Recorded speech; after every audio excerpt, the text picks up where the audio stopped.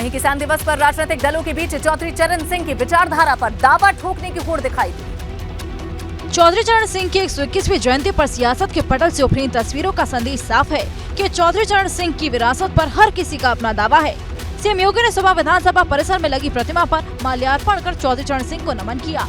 फिर चौधरी चरण सिंह के सम्मान में आयोजित कार्यक्रम में किसान और कृषि वैज्ञानिकों को सम्मानित कर संदेश दिया कि भाजपा सरकार किसान केंद्रित है। किसान और किसान कल्याण के लिए आज भी हम सब के लिए एक मार्गदर्शक के रूप में है। उधर सपा अध्यक्ष अखिलेश यादव और शिवपाल यादव ने सैफई में चौधरी चरण सिंह की प्रतिमा पर माल्यार्पण किया। इसके बाद कार्यक्रम को संबोधित करते हुए किसानों के बहाने योगी सरकार पर हमला बोला। और आपने देखा कि जिस तरीके से 3 काले कानून लाए गए थे, वो तो उत्तर प्रदेश का चुनाव न होता तो शायद ये 3 कानून वापस न लिए गए होते। इस बीच रालोद ने राजस्थान के भरतपुर में किसानों के बहाने भाजपा सरकार पर हल्ला बोला और विपक्ष को इसी तरह से तालमेल बनाकर जो बीजेपी की जन विरोधी नीतियां हैं वो पर्दा उस पे से उठाना है। जाहिर है आने वाले चुनावों में किसानों का मुद्दा बड़ा होने वाला है। उत्तराखंड के लोगों के लिए राहत भरी खबर है। बिजली की दरें बढ़ाने के प्रस्ताव को वापस कर दिया गया है। दरअसल 15 दिसंबर को उत्तराखंड पावर कॉर्पोरेशन लिमिटेड ने नियामक आयोग को बिजली की दरों में बढ़ोतरी का प्रस्ताव भेजा था। यूपीसीएल ने घरेलू बिजली दरों में 5% और कमर्शियल दरों में 7% से 8% तक की बढ़ोतरी का प्रस्ताव दिया था। यूपीसीएल के इस प्रस्ताव में नियामक आयोग ने कुछ खामियां बताई हैं। इसके साथ ही प्रस्ताव को वापस कर दिया है। अब 26 दिसंबर तक यूपीसीएल को संशोधन कर प्रस्ताव नियामक आयोग को दोबारा भेजना होगा।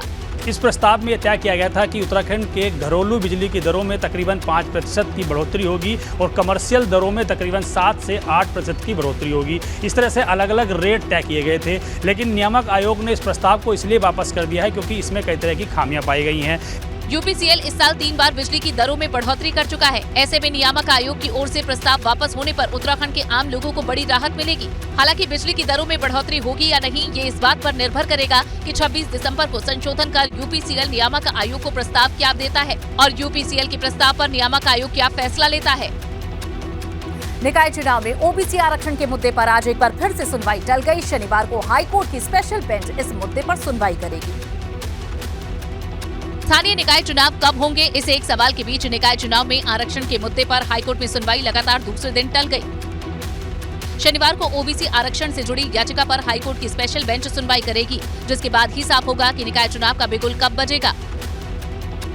तो 24 दिसंबर से कोर्ट में शीतकालीन अवकाश शुरू हो रहा है, लेकिन याचिकाकर्ता की मांग पर उनके अनुरोध पर अब इस मामले की 24 दिसंबर को स्पेशल कोर्ट में सुनवाई होनी है। निकाय चुनाव से संबंधित विषय है, हम लोगों की पूरी तैयारी है, लेकिन कुछ लोग षड्यंत्र करके चुनाव टलवाना चाहते हैं। ओबीसी आरक्षण को लेकर 5 दिसंबर को हाईकोर्ट में याचिका लगाई गई थी।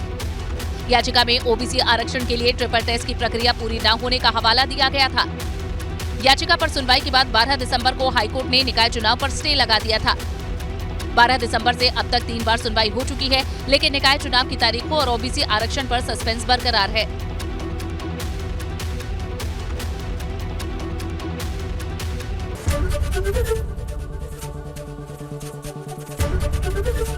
एबीपी गंगा, खबर आपकी, जुबान आपकी।